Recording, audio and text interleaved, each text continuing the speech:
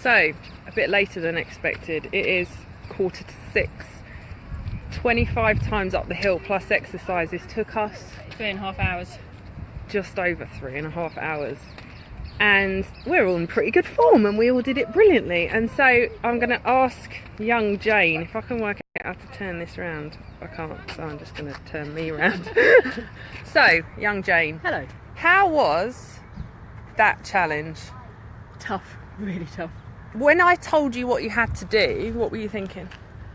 I thought the exercises would be okay, but the walking up and down the hill would be a struggle. I thought 10, maybe 15, but 25 can't.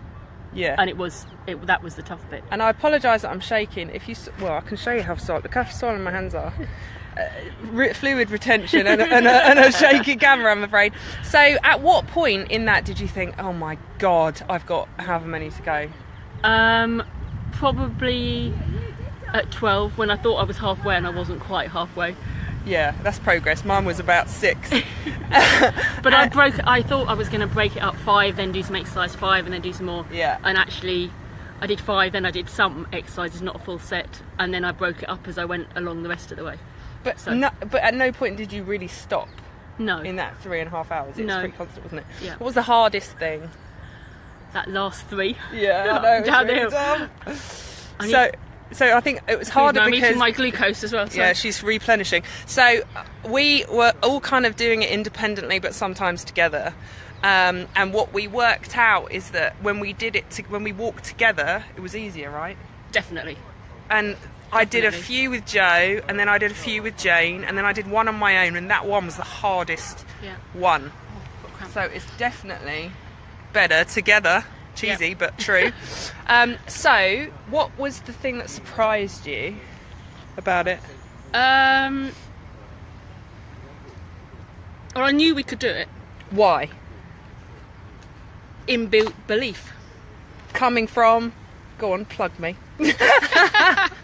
All the work we've done. All the work we've done. But in complete truth, at no point did we question whether we could do it. No, you just keep going. So there was a moment where we thought, blimey.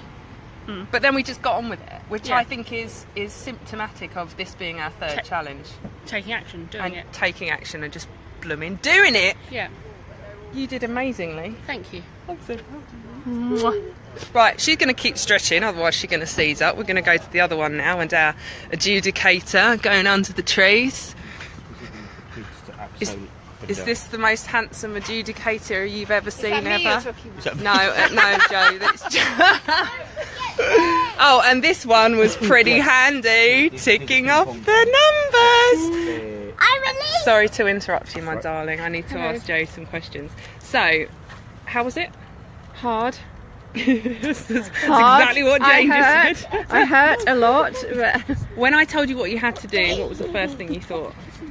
I thought that would be okay. I thought I'll be okay with the walking because I walk up and down the hill every day. Yeah, we went past Joe's house 50 times. Yeah. Up and down. Yeah, and I thought the exercises might be a bit tough, press-ups and things I don't like doing normally, so I thought that would be challenging, but actually it turned out to be the other way around.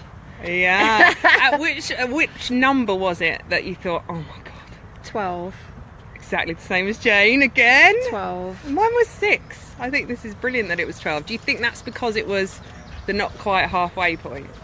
I think it was that, and stuff started to hurt. So bum started to ache, thighs were hurting, and I thought, I've got another 13 more of this. Did at any point you think, I don't think I'm going to manage it? Yeah. About 15, I would say. Did at any point you think, I'm not going to bother finishing? No.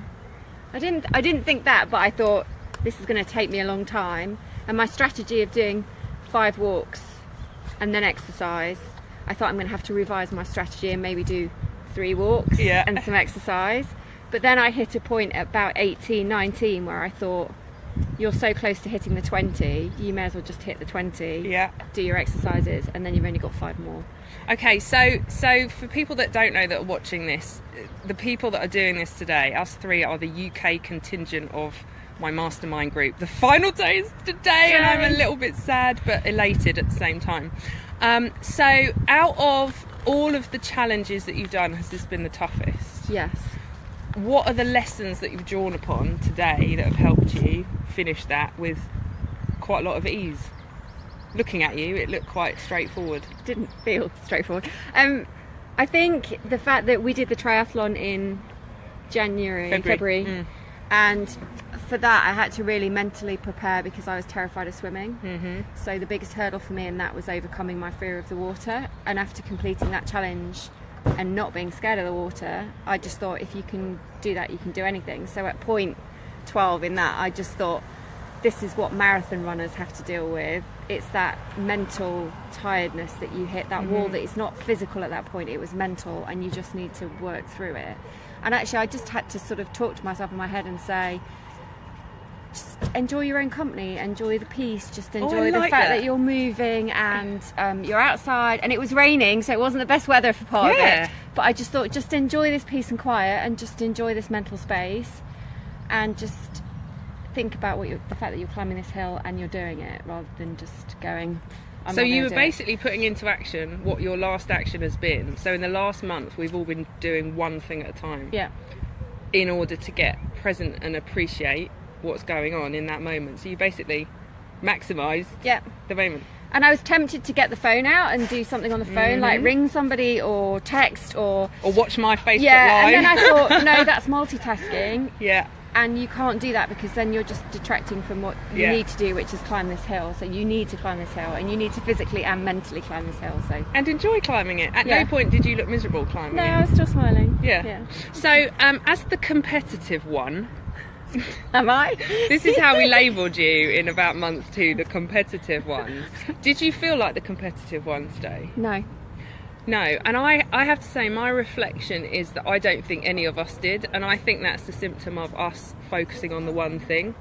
And I think it's a symptom of us getting to know each other and really enjoying each other's company over the last 6 months. And so, sorry, I could be in this now, couldn't I? So for my toughest one was number 6, and I think that's because that's the one I did on my own. And funnily enough, because I went against my strategy, which I quite often do, I'm realising, I went against my strategy. So the whole point of me having the exercises, which were like, you know, abs exercises, arms exercises, was to break up the walk, which is what both Joe and Jane did. But I know I'll do the easy thing first, default position, banged out all the exercises after 2 hills, and then I had 23 to go, which made my job quite difficult. It also meant that Joe was 2 ahead of me and Jane was 1 ahead of me, so I had to do the last one on my own, which I thought was going to be horrendous. But actually, do you know, I walked up that hill thinking, what a great 6 months we've had, how we did not hesitate for a moment when we got this challenge. We went, whew, yeah, all right, let's go. Do it. And we just all got on with it, and we've all had a laugh. My brilliant husband and 6-year-old have just patiently been waiting for us the whole time. And no, he won't eat the sweets, darling. He's got no interest. There's a doggy trying to eat this. Oh, well, good job you rescued him.